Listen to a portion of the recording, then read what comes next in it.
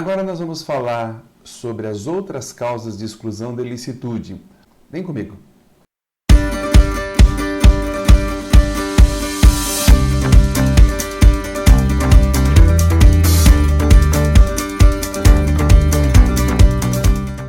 Iniciando pela legítima defesa. O que é a legítima defesa? Nada mais é do que um direito natural dos indivíduos, do homem, das pessoas, de se autodefender. Por quê?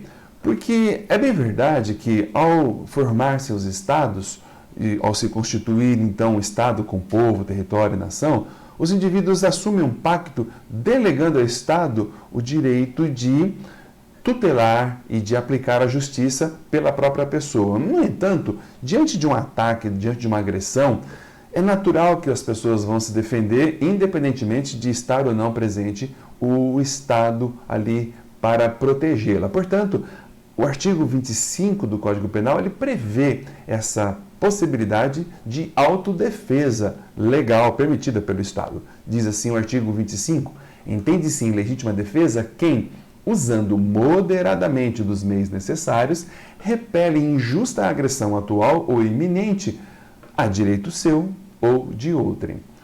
Portanto, quando falamos em legítima defesa, é uma situação, é uma causa que justifica a prática daquela infração penal prevista na legislação penal, seja no Código Penal ou em qualquer outra lei penal. No entanto, para que esteja presente a chamada legítima defesa, precisa de requisitos, tal como o estado de necessidade, né? Então vamos falar dos requisitos. O primeiro deles é que haja uma reação a uma agressão. Se trata de uma reação, é porque houve da parte de outro uma agressão e o agente que está agindo em legítima defesa está reagindo. Veja só, o que significa dizer que quem age em legítima defesa não inicia uma agressão, e sim ele reage a uma agressão. E a agressão só pode ser humana, porque o estado de necessidade fala de o indivíduo repelir ou afastar um perigo, mas aqui não se trata de perigo, aqui se trata de uma agressão humana. Normalmente, a ação é que caracteriza uma reação. Por ação, o indivíduo está sendo agredido, ele agride também, ou algo parecido. Mas nada impede que essa reação seja por uma omissão da outra parte. Vamos imaginar um médico que dolosamente não quer, ou até mesmo culposamente, não quer dar alta para uma pessoa, essa pessoa está presa no hospital e precisando sair, e ela tem aí a sua liberdade cerceada indevidamente, trata-se de uma agressão a um direito seu de liberdade, que já deveria ter sido ela colocada em liberdade. Então, esse paciente ele utiliza, às vezes, de agressão a um corpo de funcionários do hospital para tentar evadir-se. Então, veja que nesse caso é uma legítima defesa contra uma omissão da outra parte. Também é possível. Outra característica é que a agressão, diz a lei, ela deve ser injusta, porque lá diz, repele a agressão injusta. O que é a agressão injusta? É aquela que não é permitida pelo direito, não é permitida pela lei. Vamos imaginar um juiz que dá uma ordem de prisão para uma pessoa e o oficial vai lá para prender a pessoa. Esse oficial, esse policial, ele estará agindo contra um direito do indivíduo, sim, um direito de liberdade. O indivíduo vai se ver cerceado nesse direito de liberdade. No entanto, essa agressão, esse ataque à sua liberdade não é injusto, ele é legal, afinal de contas, ele foi determinado por um juiz, imagina-se, de acordo com os preceitos legais, ok? Essa agressão também ela pode ser dolosa ou culposa, tanto faz. Ou seja, se o indivíduo se defende de alguém que lhe está atacando dolosamente, né? Sei lá, um pedaço de pau, alguma coisa assim, ou pode ser que, imaginemos um motorista de ônibus dirigindo de maneira imprudente, em excesso de velocidade, e os passageiros, para se defender de uma possível agressão, então repele aquela agressão culposa, né? Uma conduta culposa e imprudente que poderá, eventualmente, vir a causar prejuízos, né? Eventualmente, algum ataque aos direitos do indivíduo.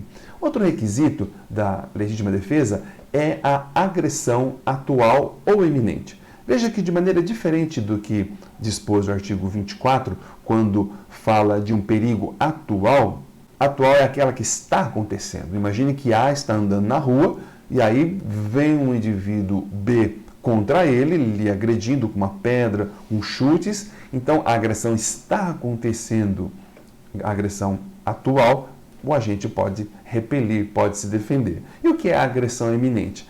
Iminente é aquela que está para acontecer. Ela não está acontecendo naquele momento, mas está para acontecer. Vamos imaginar uma situação de alguém que, andando pela rua, então, encontra o seu desafeto e o seu desafeto pega um pedaço de pau e parte para cima da vítima, mas ele está ainda a uma determinada distância. Ou, vamos imaginar que o indivíduo pega uma arma.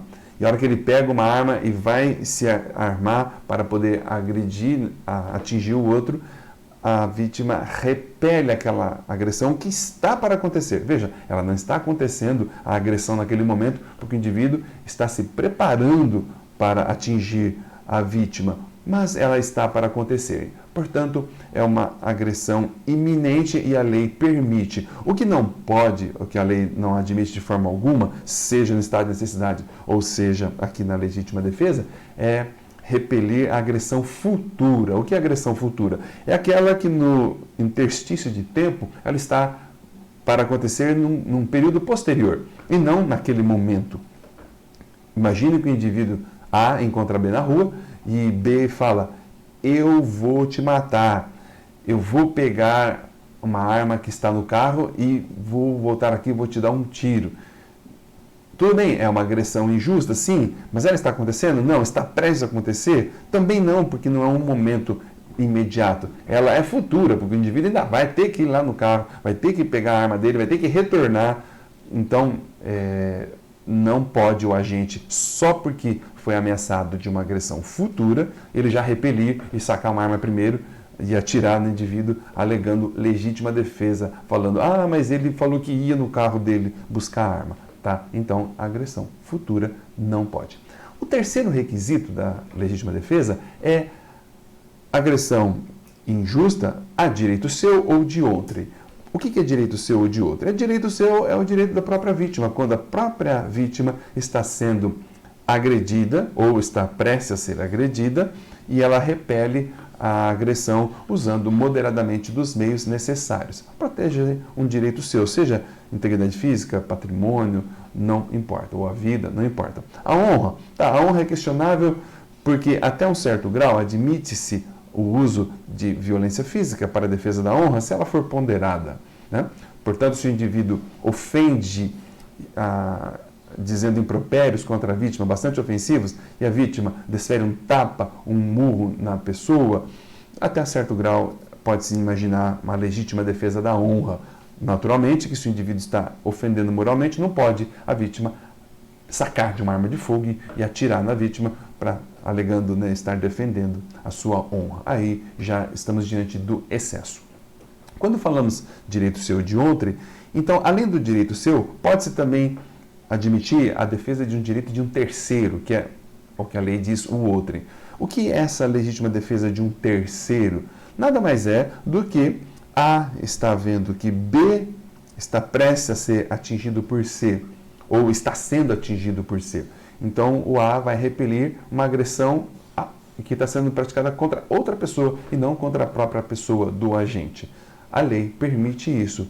Inclusive, o pacote anticrime, na verdade a lei anticrime, lei 13.964 de 2019, ela inseriu um parágrafo único ao artigo 25 que tinha uma pretensão inicial de permitir, de acordo com o projeto do Sérgio Moro, permitir que agissem em legítima defesa os agentes de polícia, agentes do Estado, para prevenir uma agressão futura. Veja que a palavra era prevenir, que estava no projeto inicialmente. Portanto, seria uma ação preventiva em legítima defesa, mediante, por exemplo, o sequestro, para defender o refém.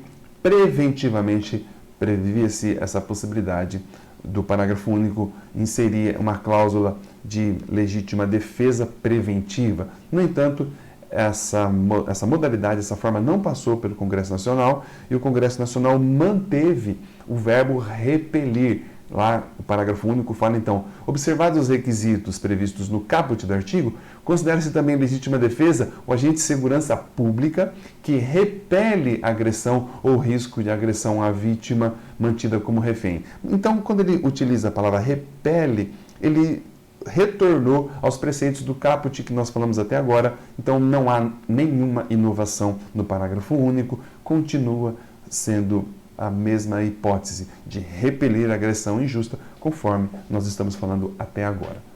O quarto requisito da legítima defesa é o uso moderado dos meios necessários. Quando se fala em uso moderado dos meios necessários, o que é um uso moderado? Nada mais é aquele que não ultrapassa o necessário para repelir a agressão. Isso é o uso moderado, é usar com moderação.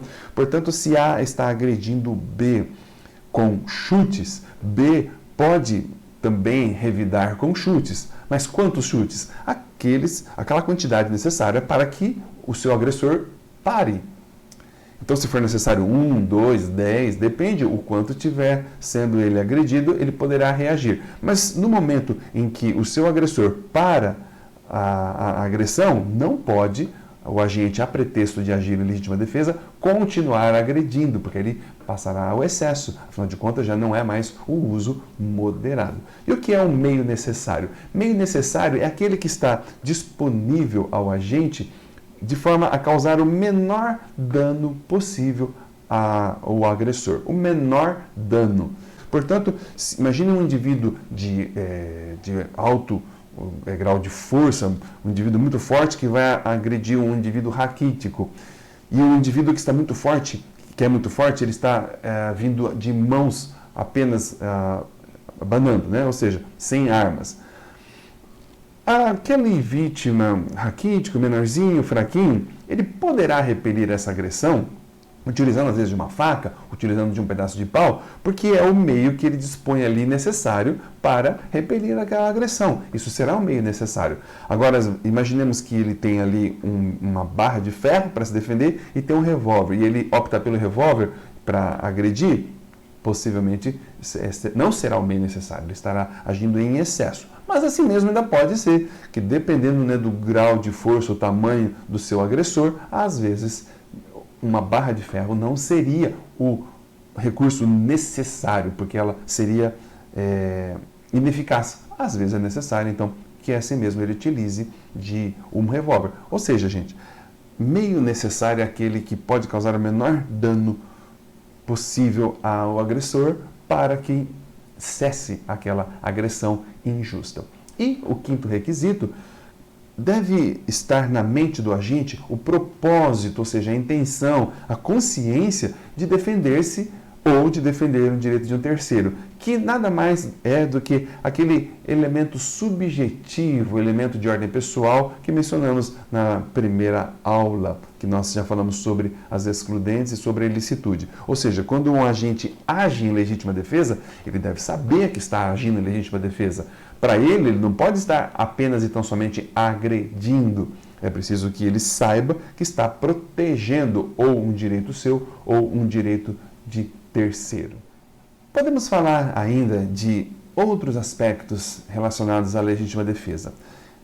O primeiro deles é fazendo uma comparação entre legítima defesa real e putativa. Real é aquela prevista no artigo 25, essa que nós falamos até agora, quando estão presentes todos os pressupostos da legítima defesa: repelir a agressão injusta, a direito seu ou de outro, usando moderadamente dos meios necessários. Essa é a real. Ela se difere da legítima defesa putativa. Por quê? Porque a putativa é aquela imaginária, é aquela que não está acontecendo na realidade, enquanto a real está acontecendo, a agressão injusta ou atual ou iminente. Na legítima defesa putativa não há de fato uma agressão, ela é apenas imaginária, mas o agente, por erro, ele acha que está naquela condição de um ataque, de uma agressão, e ele repele a agressão que para ele é injusta, é atual, mas ela é imaginária, ela efetivamente não está acontecendo. A legítima defesa pré-ordenada ou antecipada é aquela defendida pelo doutrinador Damásio Evangelista de Jesus, em que ele diz que, sendo a legítima defesa um afastamento, ou seja, repelir uma agressão atual ou iminente, é preciso então, como requisito da agressão, que ela esteja acontecendo ou que esteja prestes a acontecer. Imagine-se a situação do indivíduo que monta alguns mecanismos de defesa chamados ofendículos. Eles são pré-ordenados, eles são organizados e montados preventivamente, ou seja, antes da agressão. Mas eles não serão acionados com antecedência, e sim apenas no momento em que efetivamente estiver acontecendo uma agressão a um direito. Vamos imaginar uma lança de uma grade de uma casa, ou aqueles pedaços de caco de vidro, pregos. Embora eles tenham sido predispostos, antecipados e montados preventivamente para a defesa da propriedade, por exemplo, à medida que o agente vai ingressar, é no momento em que ele ingressa que a agressão será atual. Portanto, Damásio defende que os ofendículos são situações de legítima defesa pré-ordenada. Mas é legítima defesa porque haverá uma agressão atual ou iminente, do jeito que nós falamos até agora. No entanto, nós veremos logo mais adiante que os ofendículos, para a maior parte da doutrina, na verdade se entende como um exercício regular de um direito. É uma excludente, sim, de ilicitude, mas não a legítima defesa, e sim um exercício regular de um direito daquele proprietário, por exemplo, que coloca esses mecanismos na defesa da sua residência. Ok, legítima defesa e erro na execução. O que é isso? Ocorre quando o agente está agindo em legítima defesa, A está sendo agredido por B e o A ele repele a agressão com a outra agressão moderadamente dentro dos requisitos que nós falamos. No entanto, ele erra o alvo, que era o seu agressor, e acaba acertando um terceiro. Erro na execução. O artigo 73 nos diz que, no caso, na hipótese de erro na execução, o agente responde como se ele tivesse atingido a pessoa que ele queria atingir. Então, se A está se defendendo de B e ao se defender ele erra e acerta culposamente, o C, ele não irá responder pelo C, ele será, portanto, absolvido em legítima defesa, porque ele responde como se ele tivesse atingido a pessoa que ele queria atingir. É a situação de legítima defesa e erro na execução. Legítima defesa subjetiva e legítima defesa sucessiva. Aqui se trata da seguinte situação. O que é a primeira? Legítima defesa subjetiva, também chamada de um excesso acidental. Imagine que o agente está sendo agredido e ele repele uma agressão injusta, mas por um erro de tipo, ou seja, um erro analisando indevidamente os pressupostos fáticos da situação, ele é levado por dolo ou por culpa a interpretar que a agressão que partia do outro, ela continua, mas na verdade é um erro, a agressão não continuava. Trata-se então de um erro justificável, erro excusável, previsto lá no artigo 20, parágrafo 1º do Código Penal. Nessa hipótese, então, o agente está agindo em legítima defesa, que para ele, ou seja, subjetiva, né, em razão do erro dele, existe a situação. Veja que o que seria a legítima defesa sucessiva? Nessa mesma hipótese em que o agressor inicial, mediante ele ter agredido, a vítima reagiu, mas a vítima está em excesso, porque o agressor já tinha parado a agressão e a vítima, por um erro na interpretação, ela acha que o agente continua agredindo e ela continua então a sua agressão. É quanto a essa parte ilegítima da agressão que aquele primeiro ofensor poderá se defender em legítima defesa. Veja, não estamos falando sobre legítima defesa recíproca. O que é legítima defesa recíproca? É aquela em que um agente por estar sendo agredido por outro, ele age em legítima defesa. Mas o outro não pode alegar legítima defesa e agredir o primeiro, porque na verdade foi ele quem provocou. Isso seria a hipótese de legítima defesa recíproca e essa não é permitida. O que nós falamos agora há pouco, a legítima defesa sucessiva, ela é permitida porque, mesmo tendo o agente provocado a agressão e a vítima tendo agido em legítima defesa, ela só deveria ir até o ponto do uso moderado do meio necessário. A partir do momento em que, subjetivamente, ela interpreta mal a situação e continua a agressão, ela passa a ser injusta. E é dessa parte injusta que o agente, aquele que primeiro deu causa, poderá se defender. Essa é a hipótese de legítima defesa sucessiva. Legítima defesa agressiva e defensiva. É uma classificação que a doutrina faz da seguinte forma. Diz-se a legítima defesa agressiva quando, para defender-se, o agente pratica uma infração penal, um ato que é previsto, um fato típico. Por exemplo, para defender-se de uma agressão, ele também agride ou ele dispara um projétil contra a vítima. Então, ele pratica uma infração. E o que é a legítima defesa defensiva? É aquela em que, para defender direito seu ou de outro, o agente não realiza um fato típico. Ele simplesmente se defende, por exemplo, segurando o braço da vítima. Veja que no artigo 25 não tem elemento ali dizendo que o agente que está agindo em legítima defesa deve agredir. Não fala isso. Quem repele a agressão injusta, atual ou iminente, a direito seu ou de outro. Logo, ele pode simplesmente estar se defendendo, segurando os braços da vítima do seu agressor, por exemplo. E, para encerrar a legítima defesa e excesso punível. Nós vamos falar um pouco mais do excesso punível, um pouco mais adiante, abrangendo todas as circunstâncias. No entanto, apenas de ordem inicial agora, nós dizemos que age em legítima defesa quem usa moderadamente dos meios necessários para repelir a agressão injusta, atual ou iminente. Se ele ultrapassar os limites que são permitidos, ele estará agindo em excesso, e o excesso é punível. Veja que esse quadro ele faz uma comparação entre a legítima defesa e o estado de necessidade. E assim encerramos mais um tema da parte geral do direito penal. Até mais!